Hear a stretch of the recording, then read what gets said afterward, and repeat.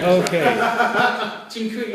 Let's do some stuff. I'm taking it, so just trying to do some notes really for the last couple of weeks. So we'll be looking at receiving punches. So there's a couple of approaches we've been playing with. So the first one is what we've called a sort of standard Bujinkan response, which is to receive at a 45-degree angle or a corner of a box. Is one idea I had it recently analysed.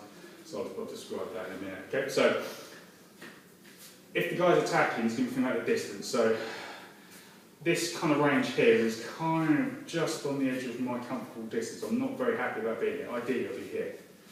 Yeah?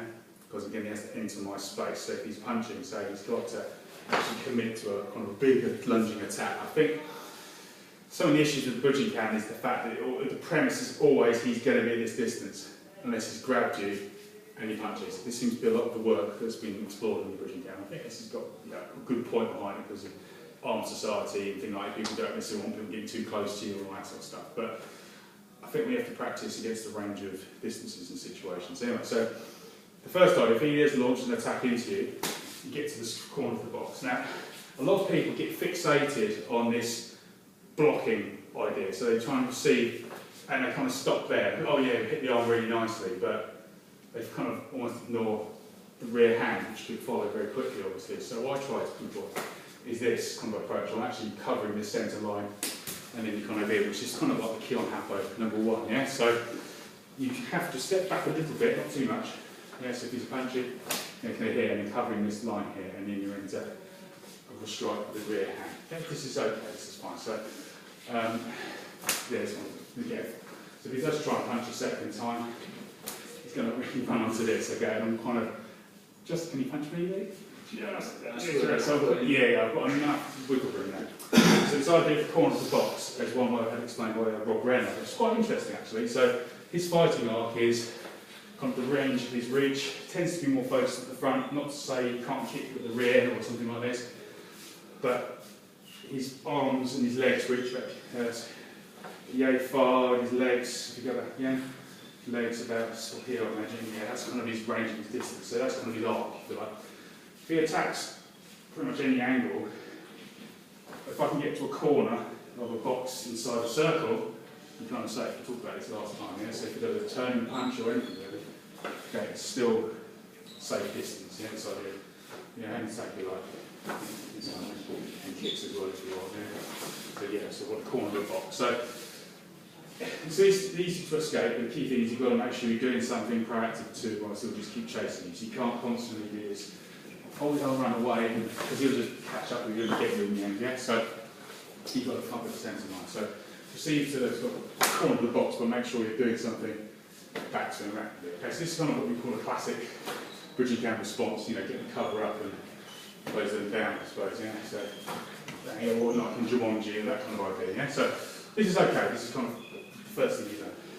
We've been exploring as well the idea of slipping, so if he's attacking, however, this kind of thing, yeah? So this kind of thing, so again, covering, slipping.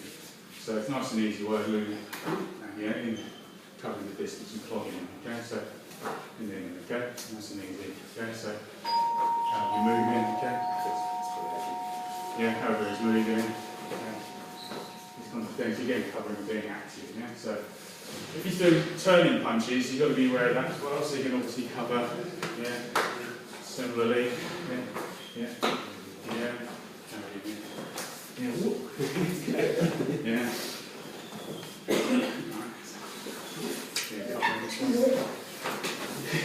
Okay. We were briefly looking at this last week, so the idea of covering, however, Again, I'm moving to off the line of the attack a little bit. Yeah. Just enough, hopefully. Yeah. Sorry. Yeah. Just enough to get me safe. Yeah, covering up the middle line. Yeah, preempting his attack slightly there. Just something to talk about otherwise. Yeah. Okay. Okay, so clogging up the space. Yeah. Which is something we talked about last week, yeah. So not getting the chance to attack it. Yeah. So here are the main approaches. So tonight I want you guys to do a bit of a revisit very quickly on this classical, if you like, 45 degrees corner of box and cover. Just got okay? Don't kind of wait for the next one, yeah? So, yeah, okay, make sure there's sort of something happening active with the lead hand. That's what we've been practicing, these good strikes with the lead hand this evening, okay? So lead hand then followed by, yeah, when you're open, you hit me the second one, okay? We'll get the pads and lips on in a little while as well, okay? And then once you've done that, practice, if it's punching out, yeah, slipping, covering, round, that's whatever, it's turning or whatever, yeah, covering in the middle line, yeah, okay. Okay, so nice simple, yeah, okay? Yeah. And proud of activating as well, okay? Give it a try, okay? So equal.